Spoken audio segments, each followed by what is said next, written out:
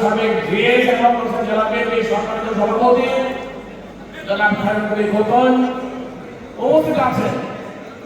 আমার রাজনৈতিক গুরু যার নেতৃত্বে আমি প্রকৌশল বিশ্ববিদ্যালয় রাজশাহী, তখনকার বিএনপি রাজশাহীতে ছাত্র রাজনীতি করেছিলাম।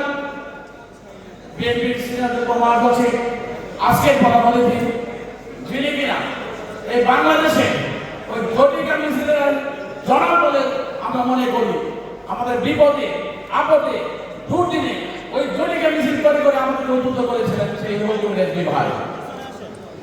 সংগ্রামী নেতৃবৃন্দ উপস্থিত আছেন আমাদের ঢাকা বিভাগীয় সাংগঠনিক সম্পাদক সাইদুল ইসলাম বাবুল ভাই, উপস্থিত আছেন বিএনপির স্বনির্বাচিত সম্পাদক শেরিন সুলতানা, উপস্থিত আছেন সম্মানিত কেন্দ্রীয় নেতৃবৃন্দ এবং উপস্থিত আছেন জেলা থানা এবং ইউনিয়নের নেতৃবৃন্দ, বিশেষ করে আমার রায়গঞ্জ থেকে 24টা ইউনিয়নে আগত সম্মানিত নেতৃবৃন্দ ভাইয়েরা, আসসালামু আলাইকুম। আমি শুধু একটা কথাই বলবো, গত আন্দোলন সংগ্রামে আমাদের এই নরসিংদীর 72টা ইউনিয়নের মধ্যে 24টা ইউনিয়নে আমাদের রায়গঞ্জ হতে পারে।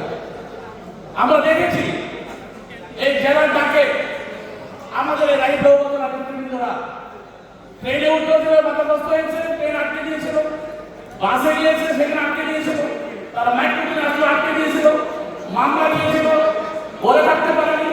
প্রতিটা মুহূর্তে বাধাগ্রস্ত হয়ে তারা যেভাবে এই নরসিংদী জেলা বিএনপির সাথে থেকে জাতীয় রাজনীতিতে সহায়তা করেছেন, সেটা ধন্যবাদ জানাই আমাদের বিএনপি এবং উপজেলা বিএনপি এবং সে সাথে ইউনিয়ন বিএনপির সমস্ত নেতৃবৃন্দ ভাইদেরকে। সম্মানিত নেতৃবৃন্দ ভাই বোনেরা, আজকে সদস্য পদ নবায়ন এবং নতুন সদস্য করার ক্ষেত্রে অনেক কথা উঠে এসেছে। আমি শুধু একটা কথাই বলবো যে আমার অতীতের অভিজ্ঞতাটাকে আমি বলবো, গত 17 সালে যেভাবে আমরা ফর্ম সংগ্রহের অভিযান করেছিলাম, যদিও সেটা আসানুরূপ হয়, আমি বলবো না ব্যর্থ, যতটুকু হয়েছে তার চেয়ে ভালো করার জন্য। কারণ তখন তো আমরা আওয়ামী লীগের ওই ফেসিস্ট হাসিনা রুশানদের পরে করেছিলাম, অনেকে আসতে চাইনি, অনেকে আমরা দেখেছি আমাদের দলের কেউ অন্য জায়গায় রপ্তানি হয়ে গিয়েছিল, তাদেরকে আমরা খুঁজে পাইলাম। কিন্তু এখন কিন্তু সময় হয়েছে, তাদের কিন্তু আমাদেরকে নেওয়া যাবে না। আবার কেউ এসে বলে আগে আমরা জন্মসূত্রে ছিলাম কিন্তু মাঝপথে চলে গিয়েছিল, সেই ব্যাপারটা কিন্তু লক্ষ্য রাখতে হবে। সম্মানিত নেতৃবৃন্দ, এখন আমরা দেখেছি আমাদের এই ফর্ম সংগ্রহ এবং অভিযানে আমাদের মধ্যে অনেক জনের আলোচনা এসেছে, অনেক জনের অভিযোগ এসেছে। সেইগুলো লক্ষ্য রেখে আগামী দিনে আমরা সর্বোচ্চ সংখ্যক মেম্বার করতে পারি, সেটা এখন লক্ষ্য। আমাদের রায়গঞ্জে 4,88,000 ভোটারের মধ্যে 2,53,000 পুরুষ আর 2,33,000 হল নারী। কাজে আমি আমাদের ইউনিয়নের সমস্ত নেতৃবৃন্দকে বলবো, আপনারা গ্রামে গ্রামে বাড়ি বাড়ি থেকে আপনারা সর্বোচ্চ সংখ্যক, আমরা চাই মিনিমাম 3.5 লক্ষ থেকে 4 লক্ষ ভোটার সদস্য করতে। এটা আমার একটা লক্ষ্য, আমরা সেভাবে এগিয়ে যাব। আমি আগামী নির্বাচনে যারা মনোনয়ন প্রত্যাশী, যে মনোনয়ন প্রত্যাশী নিয়ে আমাদের বিএনপি বাংলাদেশের তারেক রহমান কিছু কথা বলেছে, সেখান থেকে কিছু একটা অংশ আমি আপনাদেরকে বলবো। খুবই সেন্সিটিভ বক্তব্য দিয়েছেন আমাদের বিএনপি বাংলাদেশের তারেক রহমান। উনি নিজে গিয়েছেন, আমাদেরকেও কাঁদিয়েছেন সেদিন, গত পরশুদিন যে সভা হয়েছে। উনি এমন বলেছেন আমার মা 6 মাস হাসপাতালে গিয়েছেন, আমার মা 6 মাস লন্ডনে চিকিৎসাধীন অবস্থায় কিন্তু ওনাকে বারবার রিকোয়েস্ট করেছেন বাংলাদেশে না গিয়ে লন্ডন থাকার জন্য, কিন্তু উনি বললেন না, আমার সন্তানরা বাংলাদেশে আছে, তাদেরকে দেখে আমি এখানে থাকবো না, আমি বাংলাদেশেই চলে যাবো। আজকে উনি যদি দেখে যে আমাদের এই প্রত্যেকটা এলাকায় আমরা এই বিএনপিকে ঐক্য ধরে রাখতে না পারি, ঐক্যবদ্ধ না হতে পারি, ঐক্যবদ্ধ মাধ্যমে যদি আমরা বিএনপিকে ক্ষমতা না আসতে পারি, আমার নেত্রী যদি দেখেন আমাদের মধ্যে বিভাজন সৃষ্টি হয়েছে, তাহলে তো ওনার এই ত্যাগ কখনো সম্ভব হবে না। আপনারা 17 বছরকে ত্যাগ প্রতিষ্ঠা করে এই পর্যন্ত এসেছেন, বিএনপির পরিবার যেভাবে ক্ষতিগ্রস্ত হয়েছে, সবকিছু সফলতা আসবে আগামী দিনে আমরা ঐক্যবদ্ধভাবে এই দানাশীল প্রতিজ্ঞা আমরা পাশ করাতে পারি। কাজে আপনারা সবাই মেম্বারশিপের সাথে সাথে ওই ধর্ম ব্যবসায়ীরা যেভাবে বাড়ি বাড়ি গিয়ে এই কোরআনের দাওয়াত দিয়ে ধর্ম ব্যবসা করছে, যেভাবে ইসলামের দাওয়াত দিয়ে ওই দাড়ি পাল্লার ব্যবসা করছে, রাজনীতি করছে, যেভাবে মসজিদের ভিতর থেকে আমাদের কাজ না করে আমরা যদি বাড়ি বাড়ি গিয়ে সে মেম্বারশিপ বাড়িয়ে আপনারা যদি ফাউন্ডেশনকে পাঠ না করেন হয়তো আমাদের সমস্ত অর্জন ধ্বংস হয়ে যাবে।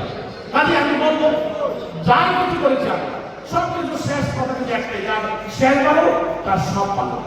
একটা কথা আছে, যার শেষ ভালো তার সব ভালো। কাজে আমরা সবাই মিলে বাংলাদেশ কবিকে পাস করিয়ে নরসিংদী থেকে 5টি আসনে যারা খালেদ কবির নেতৃত্বে আমি 5টি আসন দেশটিকে বেগম খালেদা জিয়াকে আমরা উপহার দিতে চাই।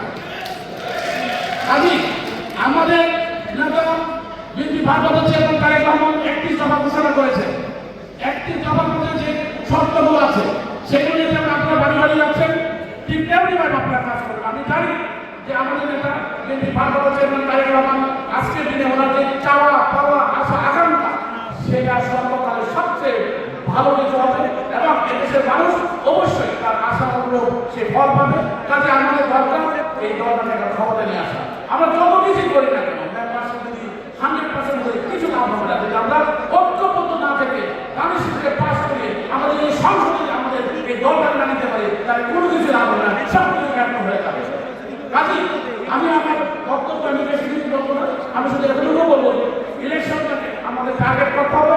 হয়তো ইলেকশনের জন্য আমাদের কিছুটা বাধাগ্রস্ত হতে পারে, আমাদের মেম্বারশিপ কিন্তু আমি মনে করবো সেটাও আপনাদের করতে হবে। সবাই মিলে কাজ করবেন, সবাইকে আমি আহ্বান জানাচ্ছি আগামী দিনে বিএনপির ক্ষমতায় আশা করবো এবং এই একটি দলকে মাথায় নিয়ে আমাদেরকে কাজ করতে হবে। সবাইকে ধন্যবাদ। আসসালামু আলাইকুম রহমতুল্লাহ। বাংলাদেশ জিন্দাবাদ, চৌধুরী জিয়া রহমান তারেক রহমান জিন্দাবাদ। সবাই ধন্যবাদ। আসসালামু আলাইকুম। যেখানে বাংলাদেশের ছাত্র সেখানে এখন আমাদের সঙ্গে বক্তব্য রাখবেন নরসিংদী জেলার আরেকজন শিক্ষক ছাত্রদলের শিবানী বসন, ছাত্রদল কেন্দ্রীয় সাবেক সভাপতি, ছাত্র সংগঠনের সাবেক সাধারণ সম্পাদক, জাতীয় দল কেন্দ্রীয় জনাব আব্দুল কাদের বেগম, জনাব আব্দুল কাদের বেগম ভাইকে ওনার বক্তব্য রাখার জন্য অনুরোধ করছি।